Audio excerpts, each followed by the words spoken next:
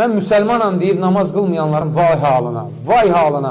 Əvvəla cəhənnəmli olacaqlar. Allah Subhanahu taala Quranda deyir: "Məsələkəkum fis-səqar, qalu lem nekum minel musallin." Onlardan soruşacaqlar: "Cəhənnəmə niyə düşmüsünüz?" Deyəcəklər: "Biz namaz qılmırdıq." Bu bir. İkincisi, hədisdə Peyğəmbər sallallahu aleyhi ve sellem deyir: "İlk soruşulacaq namaz olacaq. Yoxdursa, o bir əməllərə baxılmayacaq. Cəhənnəmli olacaq." Və hətta namaz qılanlara Allah Subhanahu taala deyir ki: "Fəvailul lil-musallin, ellezînehum an salatihim sâhun, ellezînehum yurâun."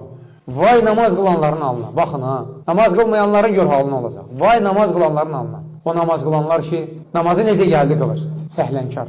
Və yaxud da özünü göstərir, riyakarcasına. Allah üçün yox, kiminsə xatirinə qılır o namazı. Rasulullah sallallahu aleyhi ve sellem namazı hər şeydən çox sevirdi. Ölüm yatağındadır, yarım saatdan sonra vəfat edəcək. Pərdəni çəkir, ümmətinə əs-salə, əs-salə deyə son vəsiyyətini edir. Namazınıza diqqət edin, namazınıza. Nə oruz, nə zəkat, nə həc, bunu yox, xüsusilə namazı qeyd edir. 3 gün ölüm yatağında qalır. Biz biraz ağrıyanda elə uzanıqlı halda namaz qılırıq ki, ağrıyıram. Amma Rasulullah s.ə.v ölüm yatağındadır, tərpənə bilmir. Sahabəsini çağırır, 2 sahabəsini, Əli və Abbas radiyallahu anh. Hərəsi bir qoluna girir və onu cəmaat namazına aparır. Ayaqlarını yerə qoya bilmir, ayaqlarını sürütlüyür yerinə. Amma gedir cəmaatla namazını qılır. Göstərmək üçün ki, namaz hər şeydən mənim üçün sevimlidir, əzizdir. Gözümün ağı qarasıdır.